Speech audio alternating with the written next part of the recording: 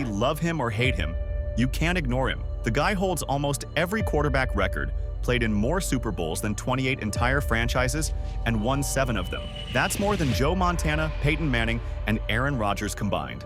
Even at 44 years old, Brady led the NFL in passing yards and touchdowns. And when the game was on the line, nobody did it better. More fourth-quarter comebacks, more game-winning drives, more postseason dominance than anyone in history. But here's the crazy part. For most of his career, Brady had more haters than fans. People called him a system quarterback, a game manager, a guy who just got lucky playing under Bill Belichick.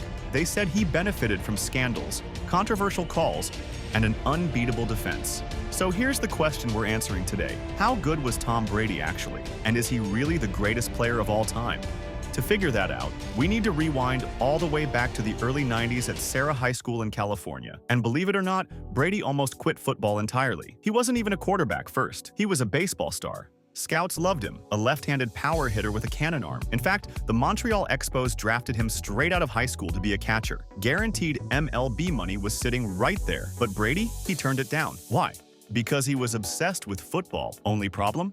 He wasn't very good at it. He didn't start a single game his first 2 years of high school. He rode the bench behind a guy who never even played college ball. And when Brady finally did get his chance, he wasn't the fastest, strongest, or most talented QB on the field. But he had one thing almost no teenager had: work ethic bordering on obsession. While teammates were hanging out, Brady was grinding film sessions with his dad, throwing every day, and hiring private coaches to tweak his mechanics. By senior year, he put up decent numbers, over 2,000 yards and 20 touchdowns. But recruiters, they weren't impressed. And here's where the story takes another wild turn. Brady dreamed of playing at USC or UCLA. Neither wanted him. One school literally pulled his scholarship at the last second because a better recruit signed first. So Brady did something unheard of. He personally sent highlight tapes to over 100 schools begging for a shot. Most ignored him. But finally, Michigan said, "All right, kid, come on in." Only problem? When he showed up, he was the 7th quarterback on the roster. 7th. That's basically a death sentence for most careers. For 2 full years, Brady barely touched the field, but instead of transferring, he doubled down. He studied psychology to build mental toughness, kept obsessing over film, and slowly earned his way onto the field. By his junior and senior years, he won the starting job, led Michigan to 20 wins, and finished his career with a legendary Orange Bowl shootout against Alabama. And yet the NFL still didn't want him. Let me read you what scouts wrote about him. Poor build, skinny, lacks mobility, below average arm strength, can't avoid pressure, system player. When draft day came, 6 quarterbacks were taken ahead of him. By the 6th round, Brady was sitting there, humiliated, waiting for the phone to ring. Finally, pick 199, the New England Patriots called. A skinny backup from Michigan was officially in the NFL. And when he walked into training camp, he wasn't even 2nd or 3rd string. He was 4th string, basically a practice arm. His own agent told him, "Don't buy a house yet. You might not make the team." Brady just looked at him and said, "Don't worry, I'm making the team." Fast forward to 2001, Brady's 2nd year. He's still the backup behind franchise star Drew Bledsoe, who just signed a 10-year mega contract. Then in week 2, Bledsoe gonna run it. Needs 10 yards. Oh, does he hit? Oh my! And the ball, they're gonna actually look. Oh, look at Drew.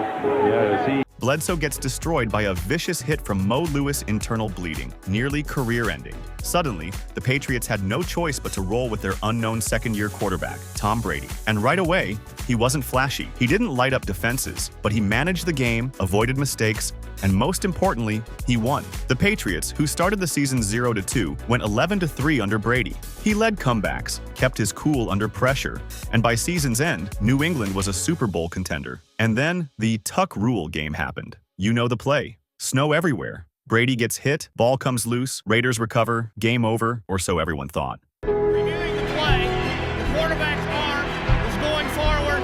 It is all right. Patriots retain the ball. Then the refs pulled out the most obscure rule in the book, saying Brady's arm was moving forward, making it an incomplete pass. Raiders fans called it a robbery. Patriots fans called it destiny. Either way, Brady took advantage. He led a clutch game-tying drive, then won it in overtime. 2 weeks later, he was holding up the Lombardi Trophy as the youngest quarterback to ever win a Super Bowl. From there, Brady's career skyrocketed, but not without setbacks. After that first championship, Critics called him a one-hit wonder. Some said the defense carried him. Argue the fact that he's getting to do what he's doing with the greatest coach who ever lived. Is it fair to say at this point the great TB12 is just a game manager? Yep.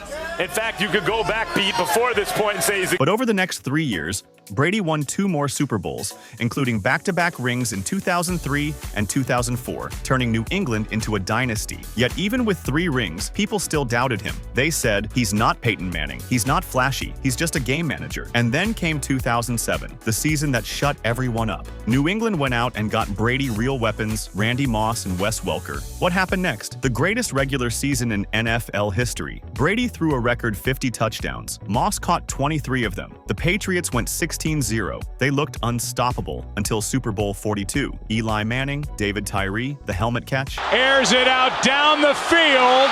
It is caught by Tyree. The Giants spoiled the perfect season, shocking the world. Brady, who had just pulled off maybe the greatest quarterback season ever, walked away empty-handed. Then, just 1 year later, disaster struck again. Brady tore his ACL in Week 1 and missed the entire 2008 season. This game is bigger than any player that's ever played this game, and you realize how fortunate you are to be a part of it when you can't participate. Suddenly, it looked like the dynasty was over. But this is Tom Brady we're talking about. He came back, rebuilt the Patriots, and over the next decade, pulled off some of the greatest comebacks in football history. Super Bowl 49 against the Seahawks, down 10 in the 4th quarter against the Legion of Boom. Brady threw 2 clutch touchdowns and won after Malcolm Butler's iconic interception. Super Bowl 51 against the Falcons, 28-3. Everyone thought it was over.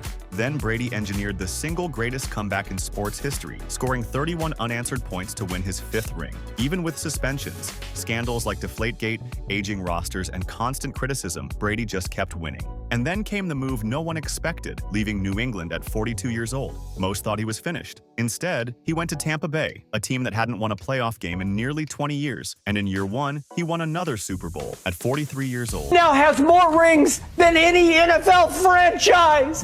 He's got 7 in 10 tries. That wasn't Belichick's system. That was Tom Brady. By the time he retired for good in 2023, Brady had every record worth having. Over 89,000 passing yards, 649 touchdowns, 35 playoff wins, 7 Super Bowl rings. But the numbers aren't really what make him the GOAT. It's the moments, the comebacks, the icy confidence, the impossible wins. Tom Brady wasn't the most talented. He wasn't the strongest, the fastest, or the flashiest, but he was the most relentless. And that's why, whether you love him or hate him, Tom Brady isn't just the greatest quarterback of all time. He might be the greatest football player ever.